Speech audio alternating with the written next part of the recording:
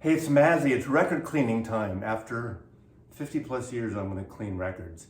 Now, to do this properly, you need something like the HumminGuru. Now, this is not a paid advertisement. The Archivist and I jointly went in and paid for this, and we're going to try it out for the very first time.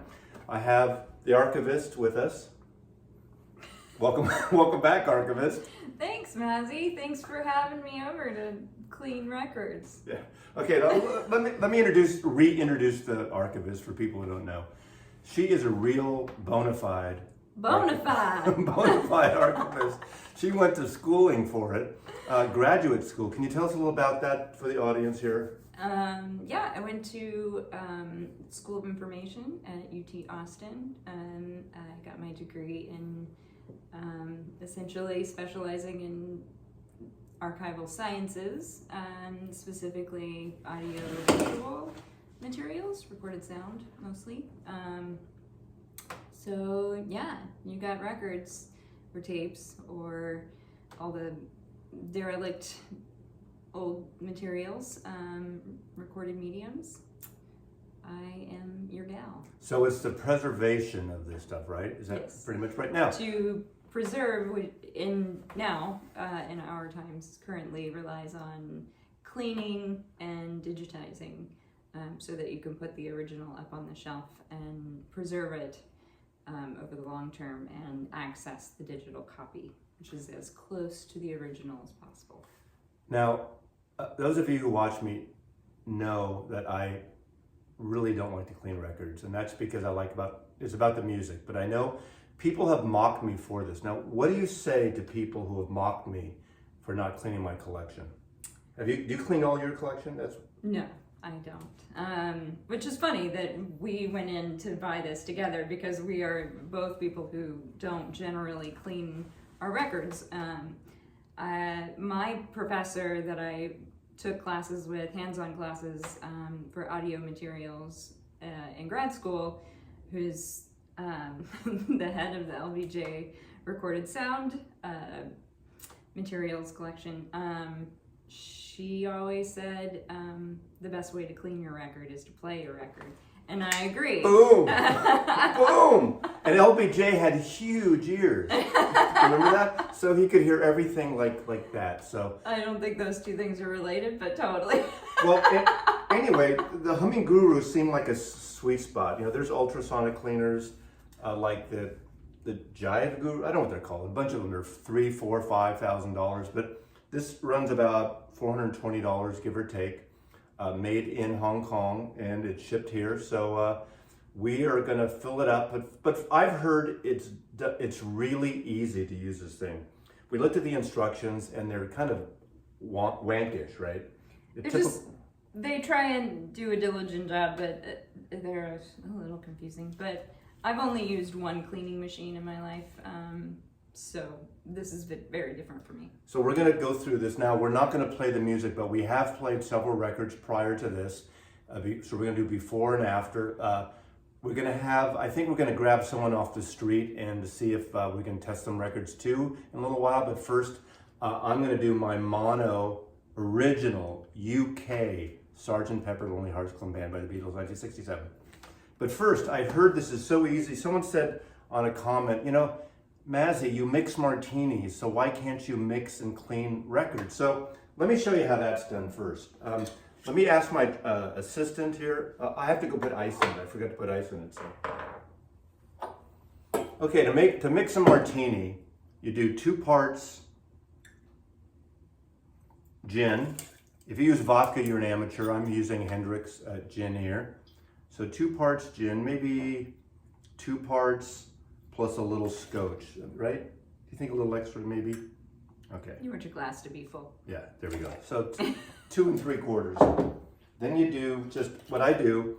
Either I do just a touch here of dry vermouth. Now, instead of going overboard here, the better thing to do is put it in your glass, swish it, and then dump it. You should do it. No, but you should do it like this. So she's an archivist and used to be a bartender. Used to be a bartender. So, so this is great. You can clean your records and Now, can you use gin? You can drink gin while you're cleaning the records. That's what we're doing. You know, I just realized I just made one for me because it's too early for a martini for the Archivist. Thanks for deciding that on my behalf. I'll make my own. I'll make one for after we clean records. I need someone, a designated archivist, to work the HumminGuru. You should not operate machinery after drinking a martini. Is there a shaking time? Well, you should get full movement throughout the shaker to break up the ice and create these sheets of glass across the top of your martini. Did you know that? I didn't know that. Did you know that? That's what makes the martini good. Okay. Oh.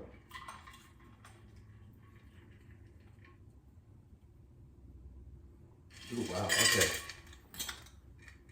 And tell the audience what kind of glass we're using this time. It's a Nick and Nora coupe. Ah, and why is it called a Nick and Nora coupe? Because they used it in the movies Nick and Nora, as far as I know. The Thin Man. Yeah. And the Thin Man returns, and the Thin Man drinks a martini. Anybody know the name of the dog in the Thin Man? Do you know the name of the dog?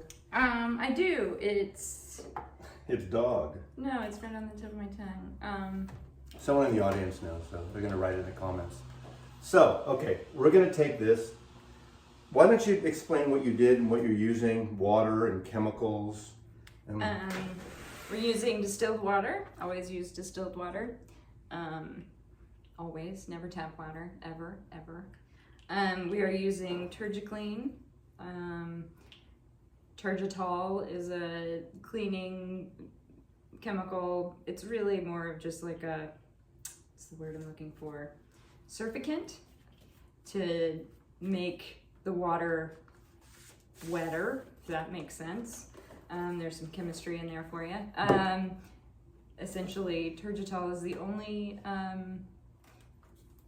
only product that we've done serious scientific research and we know that it rinses clean. So that's the only one I recommend. The Association for Recorded Sound Collections approves the use of this, as does the Library of Congress. okay.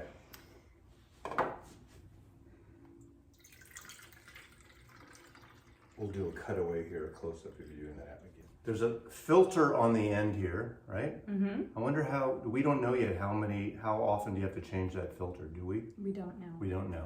It depends how dirty your records are. And my records are pretty fucking clean, so we might not need it. I'm gonna put this in here just because I'm curious. This is the first time. I saw Harry's Music Room do this, and he didn't do this, but he's been doing it for a while. I guess it's like driving a stick. After a while, you get used to things, and things come to second nature. This is our first time. There's a little height water level marker on this little key shaped thing, so I just want to make sure. Okay. Well, that's so far. It's easier than making a martini. Okay. So there is an adapter which I did not get, a 45 adapter and a 10-inch adapter, but I'll just keep those records dirty for now. So we place this in the groove. The clean button once, it'll clean for 3 minutes. If you press it twice, it'll clean for 5 minutes. Then it will dry for 5 minutes. So we're gonna press this one twice, since this is a record pressed in 1967. Power button on here. On the right side is the power button.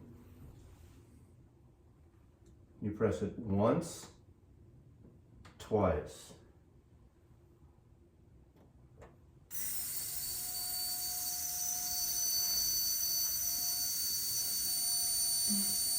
It's turning! 5 minutes should be enough to drink this martini. No need to rush.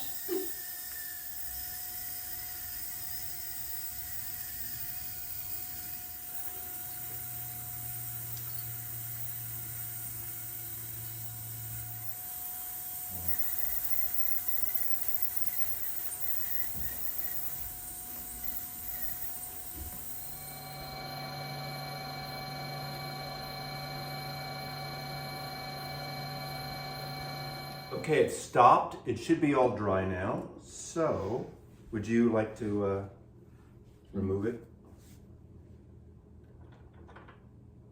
Would you inspect it, please? It's very shiny and clean.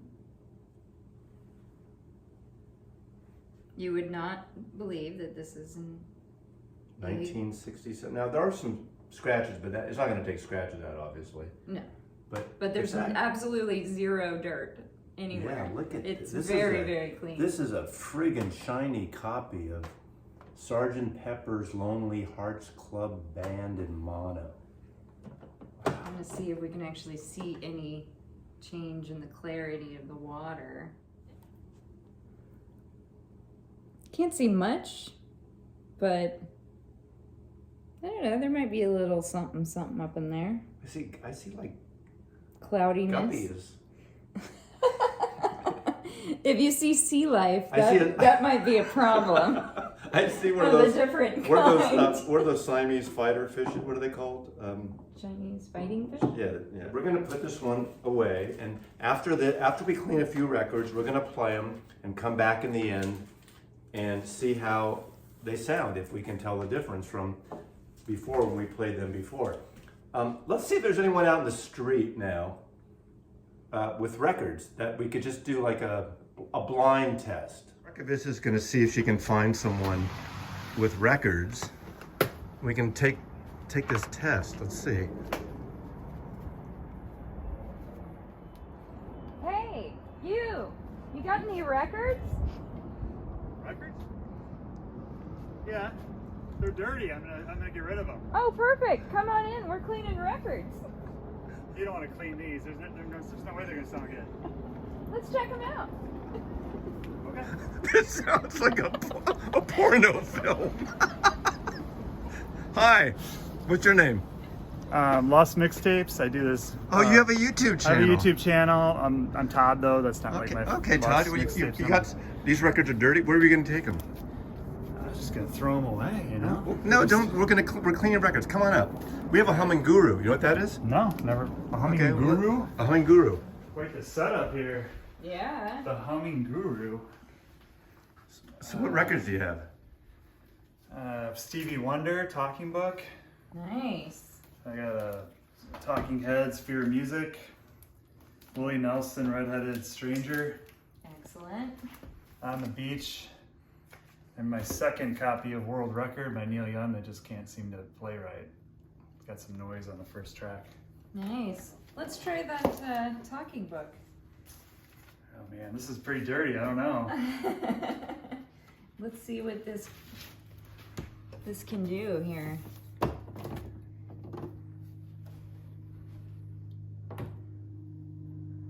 It's got lots of fingerprints. Got some dirt smudges in there. This is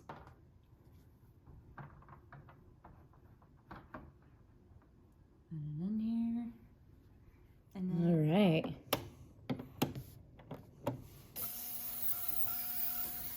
There we go. Off to the races. Boy. Can't believe you guys just found me walking by. I know, how lucky. I know. Crazy.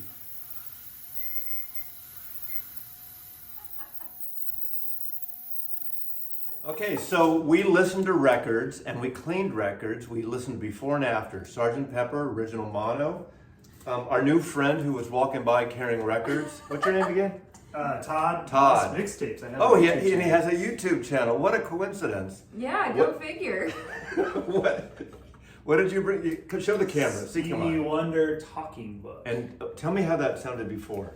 This was really staticky and there's a lot of surface noise and I could tell it was like a good record. Like I got it super cheap and it sounded pretty good, but there's just a lot of noise and I thought, this would be a prime candidate to clean. And did you hear? We heard it before. We listened to it before. It was kind of noisy, staticky, and after, wow! It is amazing. It is. Now there's still some clicks and some noise, but there's a clarity. So Mazzy's wrong, but I'm not going to clean new records still. But No. wow, it sounded a lot. Yeah. better. It sounded really You have good. a an old record that's got a lot of gunk on it, I mean, this thing is really good. It is good. Now, okay, the Coleman record, the original mono, I remember when I got it, when I first played it from Coleman, I'm a stereo Sgt. Pepper guy. I know they spend more time on the mono, I know all the crap, but I like stereo better. But when I played Coleman's, I got it.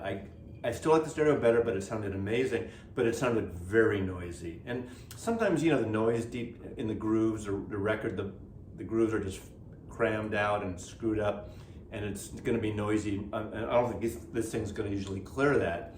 But what a difference. Now, you didn't hear it before, because Mr. What's your name again? Todd Walking By. Okay. Yeah. Todd Walking By had never heard this copy, and it was noisy. And oh my God, what did you say when you heard it? I said, this is perfect. I don't hear anything wrong with this.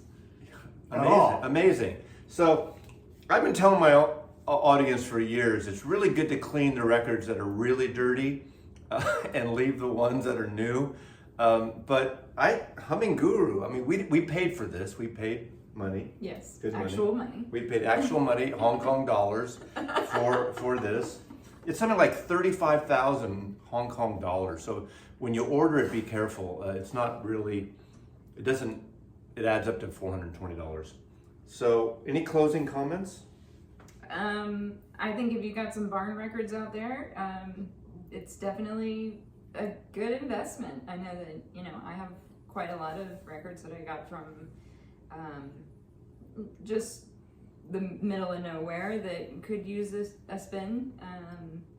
It also depends on what kind of record player you're listening to things on. If you're listening to barn records on a Crosley, you probably don't need a HumminGuru. Let's be honest.